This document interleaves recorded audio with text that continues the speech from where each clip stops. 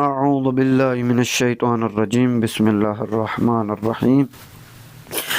آج ہم نے شب قدر کے تعین کے بارے میں بحث کرنی ہے اہل سنت کی کتابوں میں سے۔ تو دیکھیں اہل سنت کے مصادر جو ہے اس میں شب قدر کے بارے میں اختلاف اور اقوال ہیں۔ دیکھیں جب انسان دیکھتا ہے تو پریشان ہو جاتا ہے کہ البتہ ان کے علماء نے 27ویں کی شب کو ترجیح دی ہے۔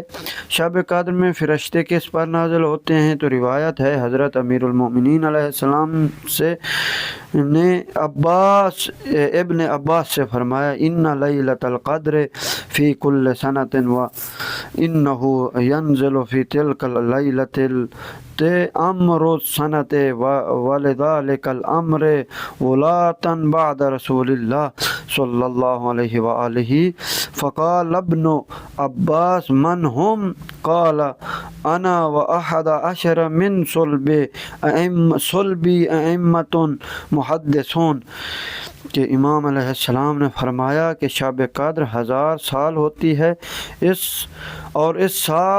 رات میں 1000 بھر کا امر نازل ہوتا ہے، اور اس امر کے رسول صلی اللہ علیہ وسلم کے بعد چند ایک والی ہیں۔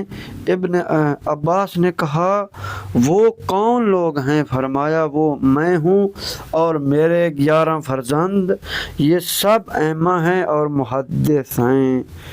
واضح رہے کہ محدث اس ہستی کو کہتے ہیں جس سے ملائکہ باتیں کرتے ہیں اور دکھائی نہیں دیتے۔ بعض شخصیات اہل سنت کے نزدیک ایسے ہیں جو محدث ہیں۔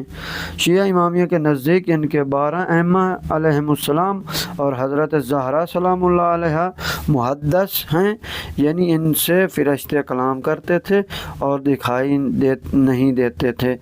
حضرت امام باقر علیہ السلام سے روایت ہے کہ آپ نے فرمایا انہو لا ینزل فی لیلۃ القدر الی ولی الامر تفسیر الامور سنتاً۔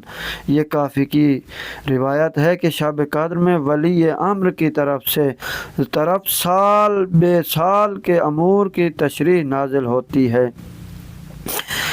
اور اسی طرح امام محمد باقر علیہ السلام سے سوال کیا گیا کہ آپ کو شب قدر کا علم ہو سکتا ہے کہ کون سی رات ہے؟ تو آپ نے فرمایا کہ اس رات کی پہچان کیسے نہیں ہو سکتی کہ جب کہ اس شب فرشتے ہمارے ارد گرد موجود